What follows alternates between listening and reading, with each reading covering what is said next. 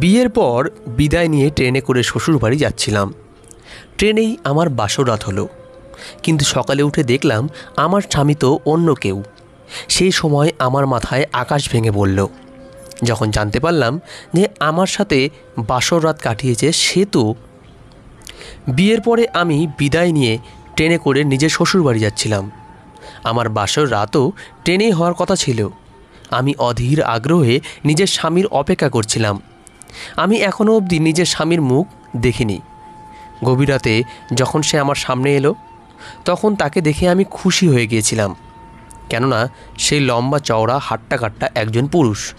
সে আমার কাছে আসার সাথে সাথেই আমার সাথে, আমার নাম মিতা, আজকে আমার বিয়ের দিন, তাই আমাদের বাড়িতে বিয়ের সমস্ত জোগাড় যন্ত্র ধুমধামে হচ্ছিল। আমার বাবা আমাকে 12 ক্লাস পড়ানোর পরেই আমার বিয়ে পাকা করে দেন। আমাদের গ্রামে এরকমই হতো। এখানে মেয়েদের খুবই কম পড়াশোনা করানো হতো। এই গ্রামের মেয়েরা কোনো রকমভাবে 18 বছরের হলেই তাদেরকে বিয়ে দিয়ে এখান থেকে বিদায় করে দেওয়া হতো। আমার বাবা তবুও আমাকে 12 ক্লাস অবধি পড়িয়েছিলেন, না হলে তো আমাদের গ্রামের বেশিরভাগ মেয়েই ক্লাস 10 অবধি পড়াশোনা করতে পেরেছিল। আমরা গরিব পরিবারের ছিলাম, কিন্তু আমার বিয়ে আমাদের থেকে ধনী পরিবারে হচ্ছিল। আমরা 2 ভাই বোন। ভাই আমার থেকে ছোট। আমি নিজের বিয়ে নিয়ে অনেক স্বপ্ন মনের মধ্যে জাগিয়ে রেখেছিলাম, কেননা বিয়ের আগে আমি নিজের মনের মতো কোনো জিনিসই নিতে পারিনি, কারণ আমার বাবা মা গরিব। আমি কোনো জিনিসের বায়না করলে আমার মা আমাকে এটাই বলতো যে আমি যেন আমার হৃদয়ের সমস্ত স্বপ্ন মান রাখবে আর আমাকে বুঝবে, কিন্তু কিছু জিনিস এমন হচ্ছিল যাতে আমি দুঃখ পাচ্ছিলাম। আমার শ্বশুরবাড়ির লোকেদের আমার বাবার বাড়ি থেকে বিয়ের যৌতুক হিসাবে যা যা জিনিস দেওয়া হয়েছিল তাতে তারা বিভিন্ন রকমের খুঁত খুঁজে বের করতে শুরু করেছিল, আর আমার বাবার কাছে আরও জিনিসের দাবি করেছিল। আমি এই কারণেই অনেকবার আমার বাবাকে বলেছিলাম যে বাবা, এরকম বাড়িতে সম্বন্ধ করা উচিত না, কিন্তু আমার বাবা সবসময় বলতো যে ওরা বড়লোক মানুষ, এই কারণে ওদের সামনে তো আমাদের কিছুটা নিচু হতেই হবে আর তাদের ডিমান্ডকে পূরণও করতে হবে, আর এটাই আমাদের সবার জন্য ভালো হবে। কেননা আমি তোকে সচ্ছল পরিবারে বিয়ে দিতে চাই। একবার তোর বিয়ে হয়ে গেলে তারপর আর কোনো অসুবিধাই হবে না, আর তবেই তো তুইও এই বাড়ির বউ হয়ে যেতে পারবি। আমারও নিজের বাবার কথা মাঝে মাঝে ঠিক মনে হতো। কখনো কখনো আমি নিজেই বুঝতে পারতাম না যে না জানি আমার ভবিষ্যতে কী হবে।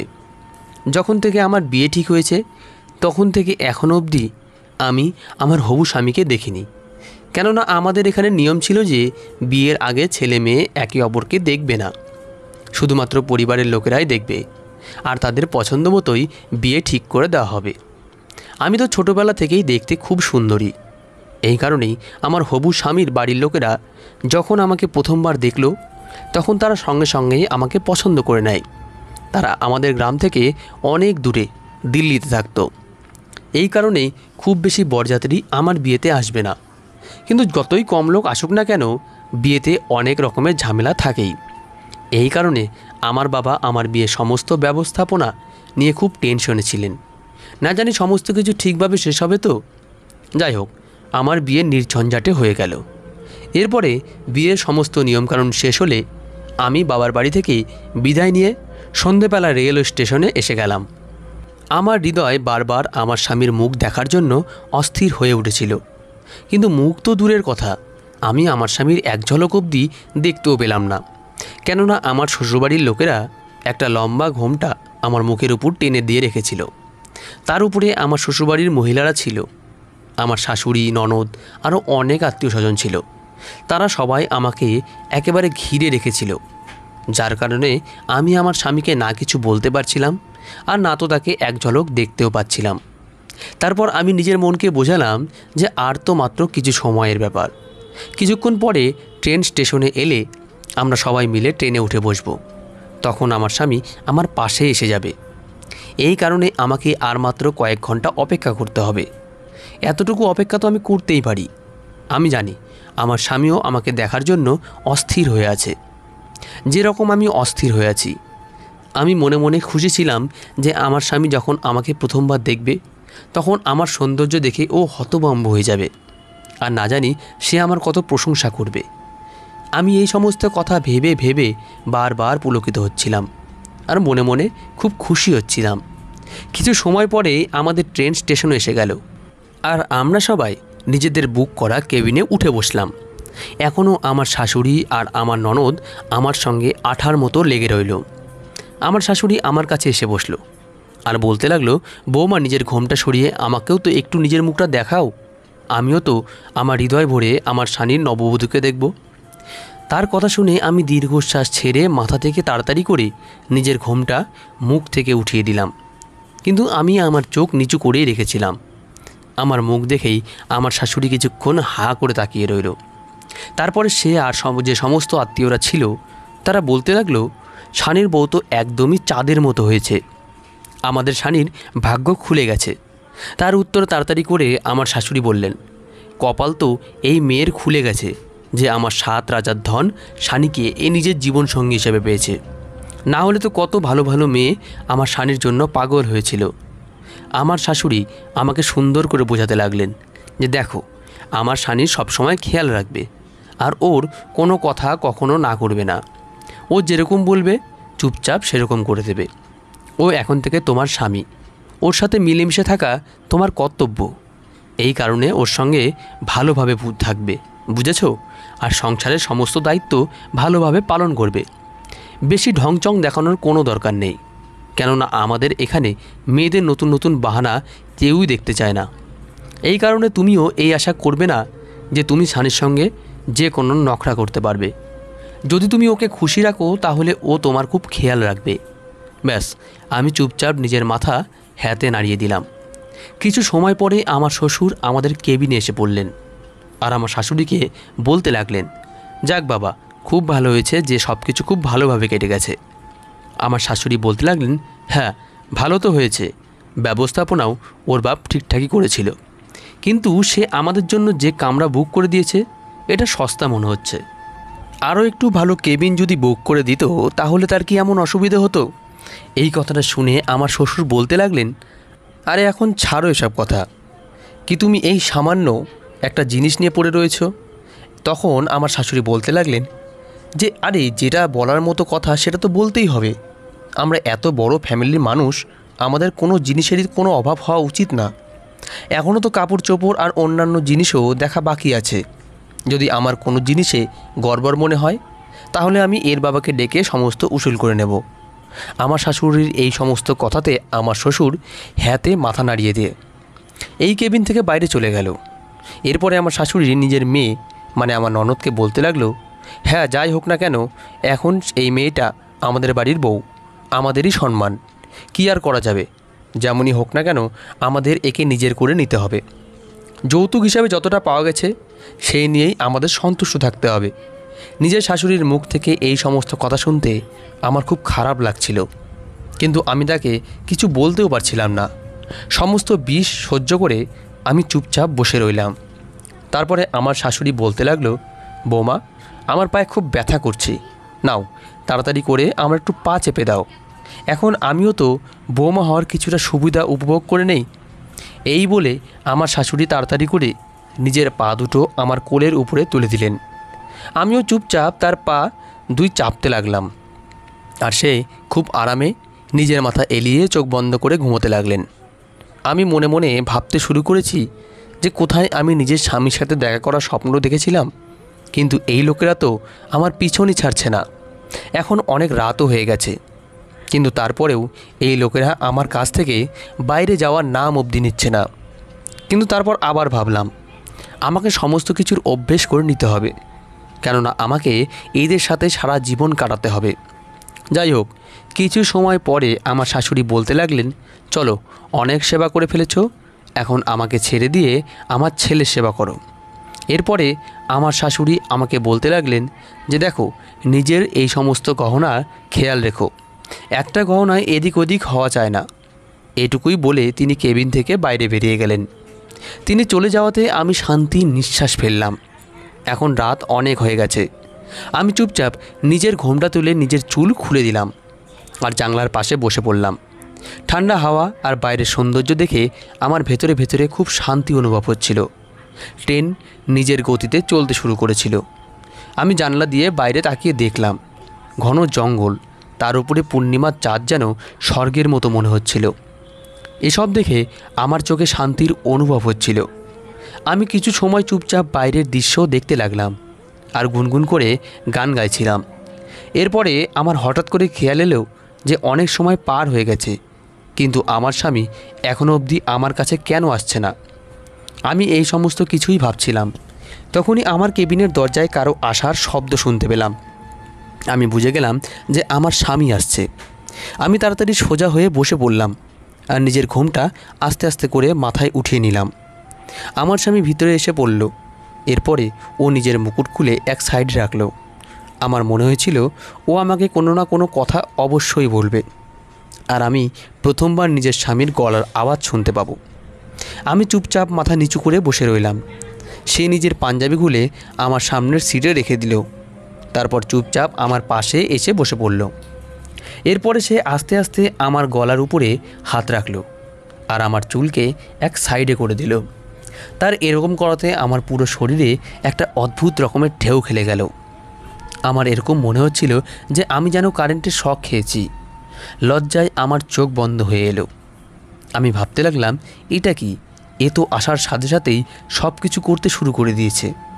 আমার তো মনে হয়েছিল যে এ আমার সাথে কিছু সময় কথা বলবে, তারপরে কিছু সময় আমার প্রশংসা করবে, কিন্তু এ তো এরকম কিছুই করলো না, এসেই শুরু হয়ে গেল। তখন আমি ভাবলাম হয়তো হতে পারে যে আমার স্বামী আমার জন্য খুব বেশি অস্থির হয়েছিল, এই কারণেই ও দেরি সহ্য করতে পারছে না। এরপরে আমার স্বামী আমাকে ঘুরিয়ে তার দিকে বসালো আর আমার মুখ নিজের দুহাতে নিয়ে খুব গভীরভাবে দেখতে লাগলো। আমি মুখে হালকা হাসি নিয়ে আস্তে আস্তে আমিও নিজের চোখ উঠালাম আর এক নজর নিজের স্বামীর দিকে তাকালাম। যখন আমি আমার স্বামীকে দেখলাম তখন তাকে দেখে আমার মন খুব খুশি হয়ে গেল, কেননা আমার স্বামী দেখতে খুবই হ্যান্ডসাম। যেরকম আমি মনে মনে চাইতাম সে একদমই সেরকম ছিল। এটা দেখে আমি খুব খুশি হয়ে গেছিলাম যে কমসে কম ভগবান আমাকে মনের মতো একজন জীবন সাথী দিয়েছে। ও না তো শুধু দেখতে ভালো ছিল, বরং ওর হাইট, শরীর, স্বাস্থ্য খুবই ভালো ছিল। ওর পেশিবহুল শক্তিশালী হাত আমাকে ভিতরে ভিতরে অস্থির করে তুলেছিল। এরপরে আমার শরীর থেকে এক এক করে গহনা খুলতে লাগলো।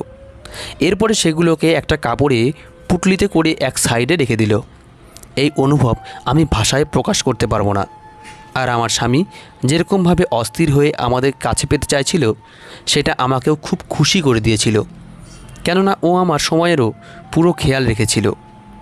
আমি খুব খুশি হয়েছিলাম আর আমিও আমার স্বামীর সাথে সম্পূর্ণরূপে সাথ দিয়েছিলাম। এদিকে ট্রেন খুব স্পিডে ছুটছিল আর ওদিকে আমরা। এরপরে না জানি কখন মিলনের ক্লান্তিতে এতটা ক্লান্ত হয়ে পড়েছিলাম যে কখন আমার চোখ লেগেছিল সেটা আমি বুঝতেই পারিনি। সকালের দিকে আমার কামরার বাইরে হালকা হালকা কথা বলার আওয়াজ শুনতে পাচ্ছিলাম, যেটা শুনে আমি তাড়াতাড়ি করে উঠে বসে পড়লাম। এরপরে আমি লক্ষ্য করে দেখলাম যে আমার স্বামী কেবিনের মধ্যে নেই। আমি বুঝে গেলাম যে ও হয়তো ফ্রেশ হওয়ার জন্য বাথরুমে চলে গেছে। আমি তাড়াতাড়ি করে নিজের কাপড় বদলালাম আর নিজেকে ঘোমটায় ডেকে নিয়ে যখন বসলাম তখনই আমার শাশুড়ি, ননদ, আমার শ্বশুর হন্তদন্ত হয়ে আমার কেবিনের মধ্যে ঢুকে পড়ল। প্রথমে তো আমি কিছুই বুঝতে পারছিলাম না যে কি হয়েছে, তাই আমি তাড়াতাড়ি করে তাদের কাছে জিজ্ঞেস করলাম যে কি হয়েছে। তখন আমার শাশুড়ি বলতে লাগলেন যে তোমার সমস্ত গহনা ঠিকঠাক আছে তো? হঠাৎ তার মুখে এই রকম কথা শুনে আমি হতবাক হয়ে গেলাম, কেননা এই সময় শুধুমাত্র একটা লকেট ছাড়া আমার শরীরে একটাও গহনা ছিল না, কেননা আমার স্বামী রাতের বেলা আমার সমস্ত গহনা খুলে দিয়েছিল। আমার শাশুড়ি তাড়াতাড়ি করে আমাকে ভালোভাবে দেখতে শুরু করে দিল। এরপরে এটা দেখে সে হতবাক হয়ে গেল যে আমার শরীরে একটাও গহনা নেই।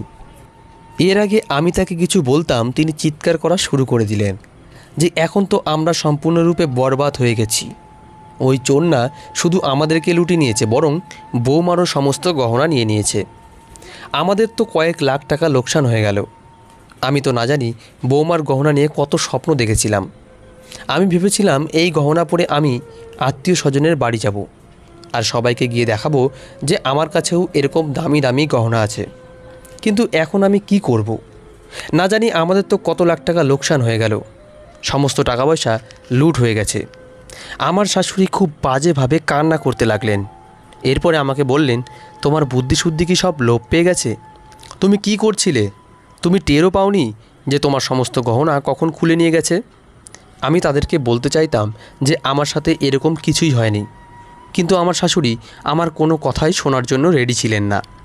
তিনি চিৎকার করতে করতে বলতে লাগলেন যে আমার তো মনে হয়েছিল যে বৌমার পা আমাদের পরিবারের জন্য ভালো হবে, কিন্তু এ তো অপয়া বেরোলো, এখনও তো আমাদের বাড়িতে পৌঁছায়ওনি, তাতেই আমাদের কয়েক লাখের লোকসান হয়ে গেল। যদি আমি আগে জানতাম যে এর পা পড়া আমাদের জন্য অশুভ, তাহলে আমি কখনোই আমার স্বামীর জন্য একে নিয়ে আসতাম না। এরপরে তিনি চিৎকার করে বললেন যে তোমাকে তো আমি ছাড়ব না, তোমার এই বোকামোর জন্য না জানি আমার কত লোকসান হয়ে গেল। এখন তুমি দেখবে আমি সানিকে বলে কিভাবে তোমাকে অপমান করায়। তার এই কথা শুনে আমি ভেতরে ভেতরে কেঁপে উঠলাম। আমি মনে মনে ভাবতে লাগলাম যে আমার স্বামী হয়তো আমার শাশুড়ির কথা শুনে আমার সাথে খারাপ ব্যবহার করবে। এখনও তো আমার মন থেকে তার সাথে কাটানো মিষ্টি সময়টাকে বের করতে পারিনি, তার আগেই এখন হঠাৎ আমাকে তার রাগের সামনে পড়তে হবে। এসবই ভাবছিলাম, তখনই আমার শাশুড়ি বললেন যে এই ছেলেটাও এত কেয়ারলেস যে কি বলবো। তখনই দুটো লোক আমার কেবিনের মধ্যে ঢুকলো, যার মধ্যে একজন লোকের গায়ে তো শুধু একটা গেঞ্জি ছিল, আর দ্বিতীয় লোকটার গায়ে কোনো কাপড় ছিল না, আর সে ঠিকভাবে হাঁটতেও পারছিল না। তাকে দেখে মনে হচ্ছিল যে সে মদের নেশায় পুরো দমে চুর হয়ে আছে, কেননা সে ঠিকঠাকভাবে দাঁড়াতেও পারছিল না। তখনই আমার শাশুড়ি একটা লোককে বলতে লাগলো, একে তোমরা কোথায় পেলে?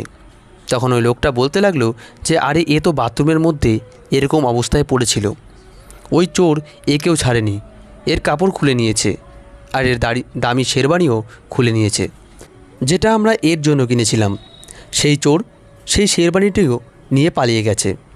আমি এইসব শুনছিলামই, তখনই আমার শাশুড়ি ওই লোকটাকে বলতে লাগলো যে দেখ সানি, তোর নতুন বউ কতটা বোকামো করে দিয়েছে, এ নিজের সমস্ত গহনা ওই চোরের হাতে তুলে দিয়ে দিয়েছে। যখন ওই চোর এর গহনা চুরি করে নিয়ে যাচ্ছিল, তখন তো এর চিৎকার চেঁচামেচি করা উচিত ছিল, কিন্তু এ তো না জানি কি ঘুমিয়েছিল যে এ কিছুই টের পায়নি।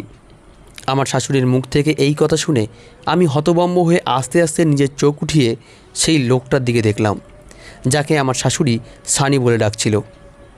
ওই লোকটার চেহারা দেখেই আমার হুঁশ উড়ে গেল, কেননা যাকে তিনি সানি আর আমার স্বামী বলছেন, সে তো সেই লোক না যে আমার সাথে কালকে রাতে বাসর রাত কাটিয়েছে, আর যাকে আমি নিজের স্বামী ভেবে আমার সমস্ত কিছু লুটিয়ে দিয়েছি। এ তো একটা মোটা সোটা দেখে লোক ছিল, যে কিনা নেশাতে মাতাল হয়েছিল। একে দেখেই আমার সমস্ত স্বপ্ন ভেঙে চুরমার হয়ে গেল। সাথে সাথেই আমি এটা ভেবেও চিন্তায় পড়ে গেলাম যে যদি এদের মধ্যে কেউ এই কথাটা জানতে পেরে যায় যে ওই চোর আমার সাথে সেই সব কিছুই করেছে যেটা এদের ছেলের করার কথা ছিল, তাহলে না জানি ওই লোকেরা আমার কি অবস্থা করত। তখনই ওই লোকটা বলতে লাগলো, সানি তো সারা রাত বাথরুমে পড়েছিল, এ তো নতুন বউয়ের কাছেই আসেনি।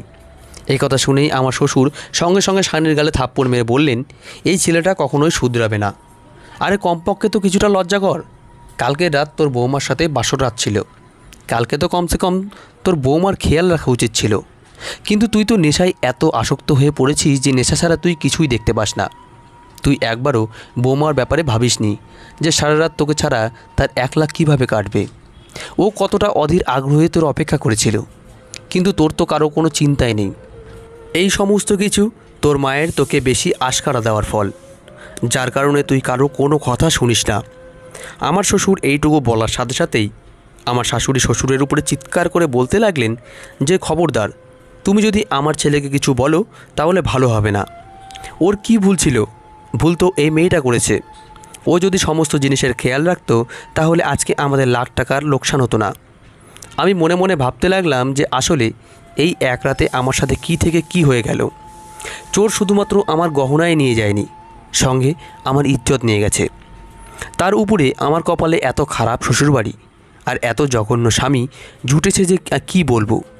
তখনই হঠাৎ আমার খেয়াল এলো যে ওই চোর যখন আমার গহনা খুলছিল তখন সে একটা ছোট্ট পুটলির মধ্যে সেগুলো রেখেছিল। হয়তো সে এই কারণেই এরকম করছিল, যাতে আমার সাথে সব কিছু করার পরে সে ওই পুটলিটা চট করে নিয়ে সেখান থেকে চুপচাপ চলে যেতে পারে। আমি এদিক ওদিক ভালোভাবে দেখে তারপরে নিচু হয়ে তাড়াতাড়ি করে ওই কাপড়টাকে টানলাম। সেটা সেই পুঁটলিটা ছিল যার মধ্যে সেই চোর আমার সমস্ত গহনা রেখেছিল। আমি যখনই পুঁটলিটা খুললাম তখন এর মধ্যে থেকে আমার সমস্ত গহনা বেরিয়ে এলো। যখন সেই গহনাকে বের করে আমি দেখলাম তখন আমার শাশুড়ি একটা লোভী শিয়ালের মতো তাড়াতাড়ি করে ওই সমস্ত গহনা আমার হাত থেকে ছিনিয়ে নিল, আর তার চোখ লোভে চকচক করে উঠল। এরপরে সে খুশি হয়ে বলতে লাগলো, আরে বাহ, গহনা তো চোর নিতে পারেনি। আমার শাশুড়ি বলতে লাগলেন, আমি এতক্ষণ ধরে এই চিন্তাতে মরে যাচ্ছিলাম যে আমার লাখ টাকার গহনা চোর নিয়ে গেছে, কিন্তু কপাল ভালো যে এই লাখ টাকার গহনার কিছুই হয়নি। আমি ভাবতে লাগলাম আমার বাবার এত কষ্টে বানানো এই গহনার উপরে এই মহিলা কীরকম নির্লজ্জের মতো নিজের অধিকার ফলাচ্ছে। তারপরে তিনি আমার দিকে তাকিয়ে রাগীর স্বরে বলতে লাগলেন যে যখন তুমি জানতে এই গহনা তুমি আগেই নিচে লুকিয়ে রেখেছো, তাহলে আমাকে এতক্ষণ ধরে বলনি কেন? আমি কখন থেকে এর জন্য এত টেনশন করছিলাম। যদি আমার হার্ট অ্যাটাক হয়ে যেত, তারপরে কি তুমি এই গহনার কথা বলতে? আমি আস্তে আস্তে বললাম, মা, আমি তো কখন থেকে আপনাকে বলার চেষ্টা করছিলাম, কিন্তু আপনি তো আমাকে বলার মতো সুযোগই দেননি। আমার এই কথা শুনে আমার শাশুড়ি বলতে লাগলেন, তুমি এখনই আমার মুখে মুখে কথা বলছো? খবরদার, যদি আমার কথার উপরে তুমি কথা বলো তাহলে ভালো হবে না। আমার শ্বশুর তাড়াতাড়ি করে আমার সাইড নিয়ে বললেন যে এতে বৌমা কি এমন ভুল কথা বলেছে? তুমি এতক্ষণ ধরে কথা বলতে দিচ্ছিলে কাউকে? তুমি তো একাই বকবক করে যাচ্ছিলে। যাই হোক, তুমি দেখো যে কত বুদ্ধিমান বৌমা পেয়েছি আমরা। এ আগেই নিজের সমস্ত গহনা খুলে এক সাইডে যত্ন করে রেখে দিয়েছিল। যদি এরকম না করতো তাহলে হয়তো ওই চোর এই সমস্ত গহনা নিয়েও পালিয়ে যেত। শ্বশুরের এই কথা শোনার পরে আমার শাশুড়ি চুপচাপ আমার দিকে দেখতে লাগলেন। এরপরে আমার শাশুড়ি আবার বলতে লাগলেন, এখন যা হওয়ার ছিল তা হয়ে গেছে। টাকা পয়সার কাপড় চোপড়ের লোকসান তো হয়েই গেছে, এখন কি করা যাবে? কিন্তু এই সমস্ত কিছু এই অপয়া মেয়ের কারণেই হয়েছে। আমি আমার শাশুড়িকে বললাম, মা, এখন আর কি করা যাবে? কে জানতো যে চোর এরকম করে সব কিছু নিয়ে যাবে? এখন আমি যেমনই হই না কেন, আমি তো আপনার বাড়ির বউই, আপনাদেরই বাড়ির সম্মান। এখন আমি যেমনই হই না কেন, আমার নাম তো আপনাদের সাথে জুড়ে গেছে, তাই এখন আর কিছুই করার নেই। আমিও নিজের শাশুড়িকে সেই কথাটাই ফিরিয়ে দিলাম যেটা উনি আমার জন্য বলেছিলেন। প্রথমে তো আমি মনে মনে এই কথাটা নিয়ে খুবই লজ্জিত ছিলাম যে একটা চোর আমার সাথে এই সব কিছু করে নিয়েছে, কিন্তু এখন আমি একদমই লজ্জিত নই। কারণ এখন আমি এইটাই ভাবছি যে এই রকম লোকেদের সাথে এটাই হওয়া উচিত ছিল। আমার বিয়ে একটা এমন লোকের সাথে দেওয়া হয়েছে যে নেশা ছাড়া আর কিছুই বোঝে না। কমসে কম আমি একবারই হোক না কেন, কিন্তু আসল পুরুষের সুখ পেয়েছিলাম, আর এই সুখটাকে নিজের ভেতরে অনুভব করে আমি সারা জীবন কাটিয়ে দিতে পারবো। সে যেই হোক না কেন সত্যিকারের পুরুষ ছিল। সে আমাকে যে সুখ দিয়েছিল সেটা এই মোটা লোকটা মানে আমার স্বামী কখনোই দিতে পারতো না। আমার মতো সুন্দরী মেয়েদের ওই চোরের মতো লোক পাওয়া উচিত, কিন্তু আমার ফাটা কপাল, তাই আমি সানির মতো স্বামী পেয়েছি।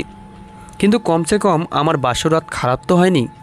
আর সেই চোরও আমার সাথে এতটা সততা দেখেছিল যে সে আমার সাথে সব কিছু করার পরেও আমার একটা গয়নাও চুরি করে নিয়ে যায়নি। এইটা ভেবেই আমি মনে মনে হাসতে লাগলাম। আমাকে হাসতে দেখে আমার শাশুড়ি আমাকে বললেন, তুমি এত হাসছো কেন? তখন আমি ধীর গলায় বললাম যে আসলে আমি এটা ভেবে খুশি হচ্ছি যে আমাদের গহনা বেঁচে গেছে, আর এখন আপনি আত্মীয় স্বজনের কাছে এই গহনা পরে আরামসে যেতে পারবেন। আমার এই কথা শুনে আমার শাশুড়ি বললেন, হ্যাঁ, তুমি এই কথাটা ঠিকই বলেছ। এর কিছুক্ষণ পরে তারা সবাই আমার কেবিন থেকে বেরিয়ে গেলেন। আমার স্বামীও আমার শ্বশুরের সাথে কেবিন থেকে বেরিয়ে গেলে আমি আর একবার চুপচাপ জানলার কাছে বসে বাইরের দৃশ্য দেখতে লাগলাম, আর মনে মনে গুনগুন করে গান গাইতে লাগলাম। তো বন্ধুরা, আজকের গল্পটি আমাদের এই পর্যন্তই। গল্পটি ভালো লাগলে অবশ্যই একটি লাইক দেবেন। ধন্যবাদ সবাইকে, ভালো থাকবেন।